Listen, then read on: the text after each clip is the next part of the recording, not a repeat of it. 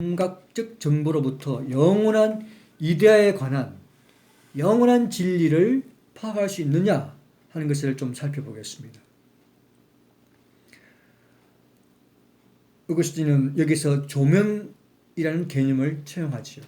하나님의 빛이 은혜를 통해서 우리의 마음에 그 진리를 파악할 수 있도록 이성 사피엔티아의 변치 않는 진리를 조명하신다는 것입니다.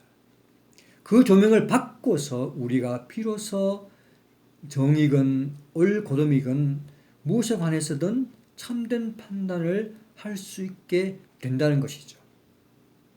그럴 때 우리의 마음은 하나님의 마음 속에 있는 영원 불변의 진리와 참된 접촉을 하게 된다는 것입니다. 우리는 여기에서 하나님의 마음속에 있는 영원한 진리에 대한 어거스틴의 생각을 좀 알아볼 필요가 있습니다. 그는 플라톤과는 달리 이 진리를 추상적인 개념으로 생각하지 않았습니다. 우리가 이미 살펴보았듯이 그리스의 전통 속에 있는 철학자들은 한결같이 이데아랄지 형상의 속성이랄지 절대 진리랄지 혹은 플로티누스가 말했던 그런 추론에 의한 비인격적인 실제, 존재, 유일자, 선 이런 것에 대해서 필연적이고 불변적인 초시간적인 영원한 이데아의 세계 등에서 어떤 원리 속에서 존재한다든지 혹은 저 세상 어딘가에 실제하는 그러한 것이 아니라 이 진리들은 하나님의 마음속에 있다고 하는 것입니다. 그래서 그 영원한 진리를 우리가 알 수 있는데요. 이 진리를 요한복음 1장의 로고스라고 하는 것입니다. 곧 말씀이신 그리스도를 통해서 나타난 하나님의 말씀이 진리다. 그 말씀이죠. 그리고 이 말씀은 하나님의 마음속에서 나왔기 때문에 하나님의 인격과 밀접하게 관련되어 있다는 것이죠. 그래서 요한복음 1장 18절에 예수가 아버지의 품속에 있다가 나왔다 이렇게 표현합니다. 아버지의 품속에 계셨다가 우리 가운데에 나타나셨기 때문에 그분을 통해서 하나님의 생각과 마음을 다 알 수 있다는 것입니다. 그분은 하나님의 마음과 생각을 다 아시는 고로 모든 지혜와 지식의 보화를 예수가 가지고 있다. 그러면서 예수 스스로가 요한복음 14장 6절에 보면은 예수께서 가라사대 내가 곧 길이요 진리요 생명이니 나로 말미암지 않고는 아버지께로 올 자가 없다라고 얘기하는 것입니다. 그래서 예수님이 하나님의 생각을 밝혀서 하나님이 창조한 세상을 인간이 이해할 수 있도록 이끄실 때에 지식을 얻을 수 있다는 것입니다. 그래서 그는 어거스틴은 세상을 이해하려면 예수님을 먼저 믿어라 하는 명제를 채택하는 것입니다. 어떻게 이끄시느냐 예수님이 라고 했을 때 예수님께서 우리 가운데 성령을 보내주셔서 성령이 빛을 비추어서 이끄신다는 것입니다.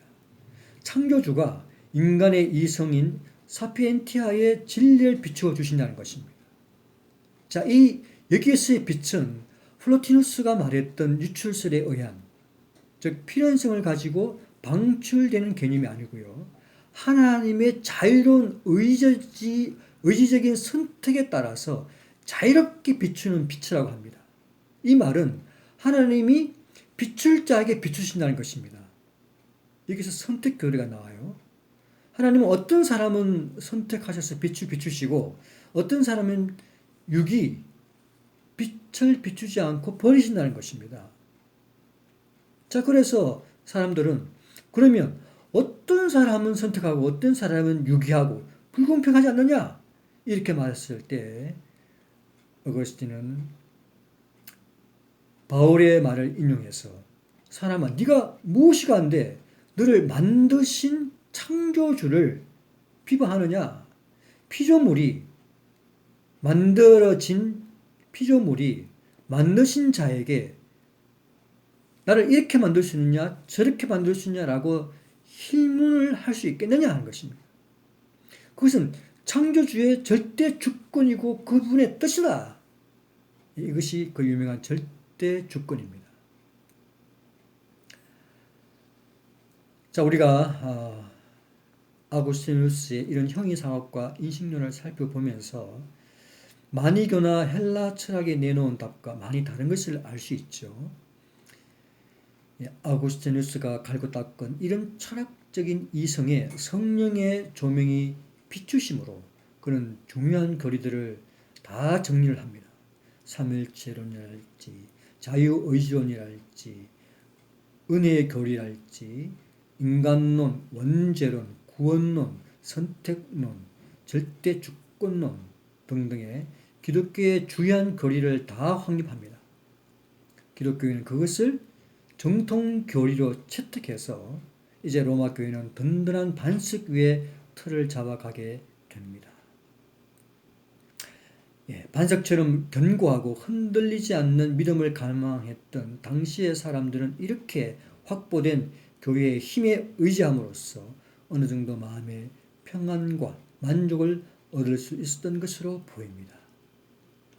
그가 죽은 지 46년 후 476년에 서로마 제국이 멸망했지만 서로마 제국을 멸망시킨 게르만 민족은 이런 뛰어난 아구스티누스가 완성한 교리를 보고 그것을 기독교를 국교로 삼게 되고요. 동로마의 유스티니아누스 황제도 기독교 이외의 철학을 금지할 만큼 이 어거스틴의 철학과 사상을 그대로 받게 됩니다. 또한 이 어거스틴의 이 철학과 교리는 앞으로 중세 중기의 스콜라 철학이 등장하지만 그 중시를 넘어서서 근대와 현대까지 계속해서 영향을 끼치게 되죠.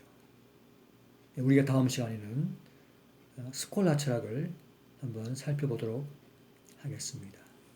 감사합니다. 수고하셨습니다.